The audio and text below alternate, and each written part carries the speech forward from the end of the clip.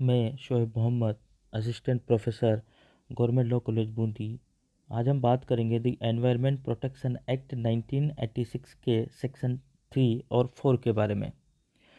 जो धारा 3 है वो बात करती है केंद्रीय सरकार की पर्यावरण के संरक्षण और सुधार के लिए उपाय करने की शक्ति के बारे में।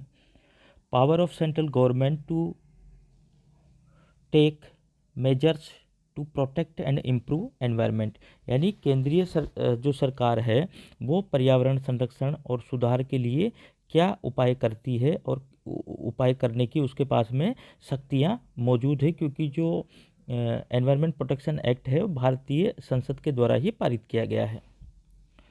इस अधिनियम के उपबंधों के अधीन रहते हुए केंद्रीय सरकार को ऐसे सभी उपाय करने की शक्ति होगी जो वह पर्यावरण के संरक्षण और उसकी क्वालिटी में सुधार करने तथा पर्यावरण प्रदूषण के निवारण, नियंत्रण और उपशमन के लिए आवश्यक समझे। यानी धारा जो 3 है वो केंद्रीय सरकार को शक्तियां देती है कि केंद्रीय सरकार के पास वो सारी शक्तियां होगी पर्यावरण संरक्षण के लिए, जो कि पर्यावरण की क्वालिटी में सुधार करने के लिए, पर्यावरण प्रदूषण के निवारण के लिए, उसके पर्यावरण प्रदूषण को नियंत्रण के लिए और उपशमन करने के लिए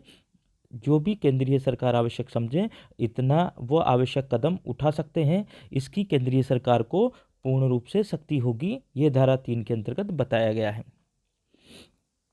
जो धारा 3 का जो उपधारा 2 है उसमें बताया गया है कि विशिष्टतया और उपधारा 1 के प्रावधानों की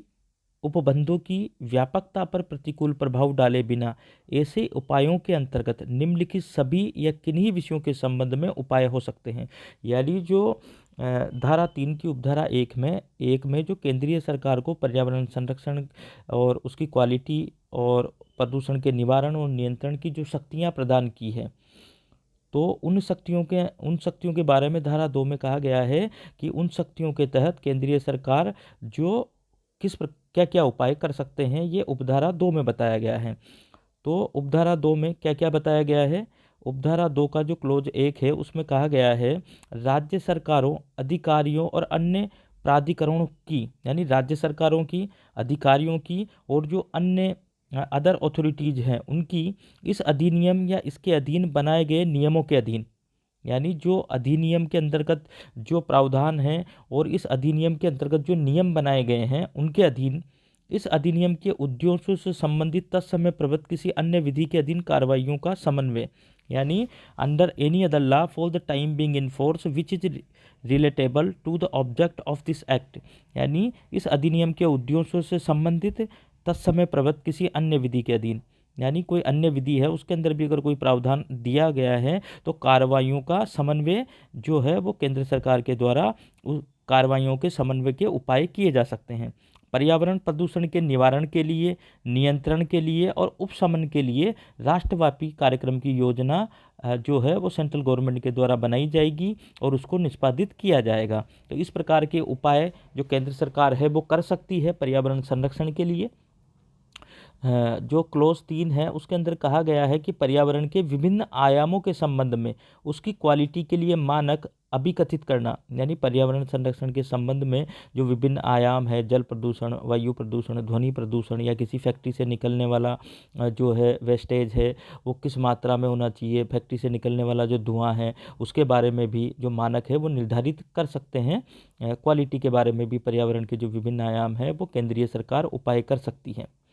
विभिन्न स्रोतों से पर्यावरण प्रदूषकों के उत्सर्जन या निस्सारण के मानक अभिकथित करना, यानी बहुत सारे जो पर्यावरण प्रदूषक के जो उत्सर्जन हैं वो उसका क्या मानक रहेगा और किस रीति से वो जो उत्सर्जन है वो उत्सर्जित किए जाएंगे, इसके बारे में भी जो फैक्ट्री जो और कारखाने होते हैं उनसे निकलने वाले उत्सर्जन हैं उनके बारे में भी मानक निर्धारण केंद्रीय सरकार कर सकती है। परंतु ऐसे स्रोतों से पर्यावरण प्रदूषकों के उत्सर्जन या निस्सारण की क्वालिटी या सम्मिश्रण को ध्यान में रखते हुए भिन्न भिन्न स्रोतों से उत्सर्जन या निस्सारण के लिए इस खंड के अधीन भिन्न भिन्न मानक अभिकथित किए जा सकते हैं। यानी जो भिन्न भिन्न प्रकार की जो फैक्ट्रीज होती हैं, अन्य जो कल कारखाने होते हैं उनके लिए जो सेंट्रल गवर्नमेंट है वो अन्य अन्य मानक निर्धारित कर सकती है, जो भी उनका उत्सर्जन होता है या निस्सारण होता है, जो भी पदार्थों का वहाँ पे उत्सर्जन या निस्सारण होता है। उन क्षेत्रों का निर्बंधन जिनमें कोई उद्योग संक्रियाएं या प्रसंस्करण या किसी वर्ग के उद्योग संक्रियाएं या प्रसंस्करण नहीं चलाए जाएंगे या कुछ रक्षोपायों के अधीन रहते हुए चलाए जाएंगे। यानी जो सेंट्रल गवर्नमेंट है ये इस प्रकार के प्रावधान कर सकती है, इस प्रकार के उपाय कर सकती है कि कुछ रेस्ट्रिक्ट एरिया बना सकती है कि यहाँ पर कोई कल कारखाने या फैक्ट्रीज नहीं लगाई जाएंगी, या अगर और कुछ एरियो के लिए इस प्रकार के भी प्रावधान कर सकती है कि यहाँ पर कोई फैक्ट्रीज, कल कारखाने, उद्योग धंधे स्थापित किए जा सकते हैं, लेकिन उनके लिए निम्न प्रकार के रक्षा के जो उपाय हैं वो किए जाएंगे। यानी restrictions of areas in which any industries operations और प्रोसेसेज और क्लास ऑफ इंडस्ट्रीज ऑपरेशंस और processes shall not be carried out. यानी कुछ इस प्रकार के एरिया चिन्हित कर सकती है केंद्र सरकार कि यहाँ पर उद्योग धंधे नहीं चलाए जाएंगे, और shall be carried out subject to certain safeguards, और इस प्रकार के भी नियम बना सकती है, उपाय कर सकती है कि कुछ इन एरियो में उद्योग धंधे चलाए जा सकते हैं, लेकिन निम्न सेफगार्ड जो है, रक्षा उपाय जो हैं उसके अधीन रहते हुए इस प्रकार के कल कारखाने उन पर्टिकुलर एरियाओं में चलाए जाएंगे। तो इस प्रकार के जो उपाय हैं या नियम है वो केंद्र सरकार बना सकती है। ऐसी दुर्घटनाओं के निवारण के लिए प्रक्रिया और रक्षोपाय, यानी इस प्रकार की कोई दुर्घटनाएं हो जाती है तो उनकी क्या प्रक्रिया होगी इस प्रकार की दुर्घटनाओं को निवारण करने के लिए, और क्या क्या जो रक्षा के उपाय किए जाएंगे जिससे कि पर्यावरण प्रदूषण ना हो, और ऐसी दुर्घटनाओं के लिए उपचारी उपाय क्या होंगे उनके बारे में भी जो केंद्र सरकार है वो नियम बना सकती है।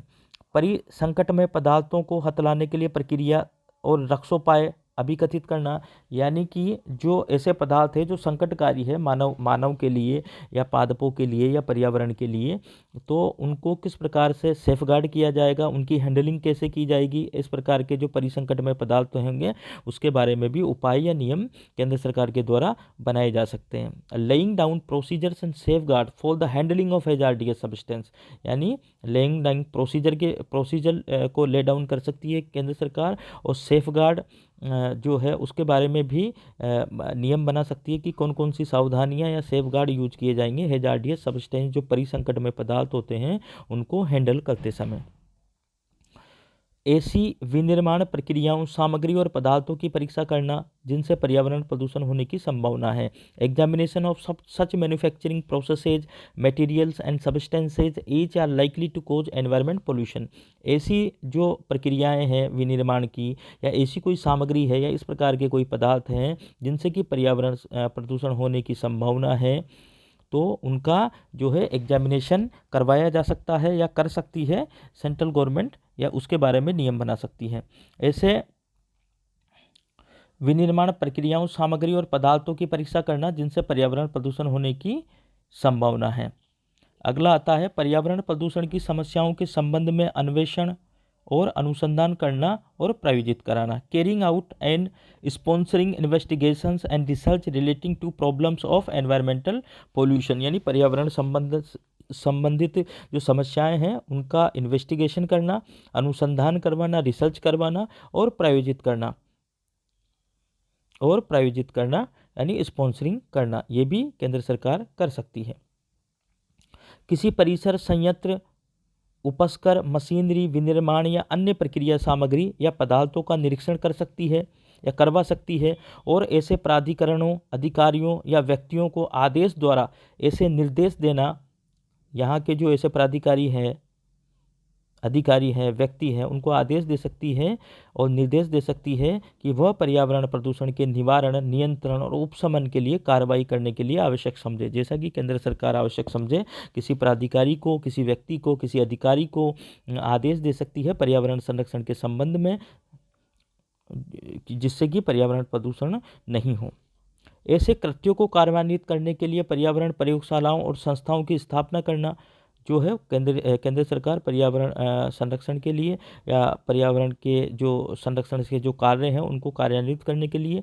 प्रयोगशालाओं का और ऐसी संस्थाओं को स्थापित करेगी, उनको मान्यता देगी, और इस अधिनियम के अधीन ऐसी पर्यावरण प्रयोगशालाओं और संस्थाओं को सौंपे जाए। यानी जो सेंट्रल गवर्नमेंट है वो पर्यावरण प्रयोगशाला और ऐसी संस्थाओं की स्थापना करेगी, उनको मान्यता देगी, जो कि जो कि प्रयोगशालाएं और संस्थाएं क्या होगी इस अधिनियम के अधीन, ऐसे पर्यावरण प्रयोगशालाओं और संस्थाओं को जो कार्य सौंपे जाएंगे पर्यावरण संरक्षण से संबंधित या लेबोरेटरी में टेस्ट से संबंधित, उनको वो ऐसे कार्यों का ऐसी प्रयोगशालाएं निर्वहन करेगी। पर्यावरण प्रदूषण से संबंधित विषयों की बाबत जानकारी एकत्रित करना और उनका प्रचार प्रसार करना, यानी जो सेंट्रल गवर्नमेंट है वो पर्यावरण संरक्षण से संबंधित जो है विषय की जानकारी प्राप्त करेगी, और कि कहाँ पर कितना जल प्रदूषण, वायु प्रदूषण और ध्वनि प्रदूषण हो रहा है, और वायु जो पर्यावरण प्रदूषण की क्या स्थिति है उसकी जानकारी एकत्र करेगी, और उसका प्रचार प्रसार भी करेगी कि किस प्रकार से पर्यावरण संरक्षण है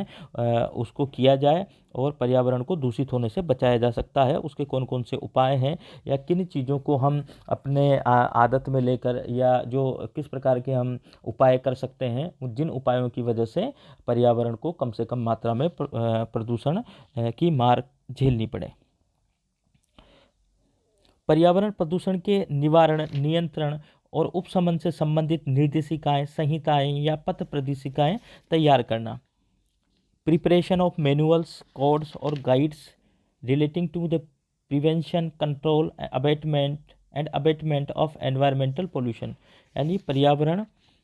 प्रदूषण के निवारण के लिए, पर्यावरण नियंत्रण के लिए उपशमन से संबंधित निर्देशिकाएं तैयार करना, संहिताएं बनाना और पथ प्रदेशिकाएं तैयार करना और उनको लोगों तक ज़्यादा से ज़्यादा पहुंचाना।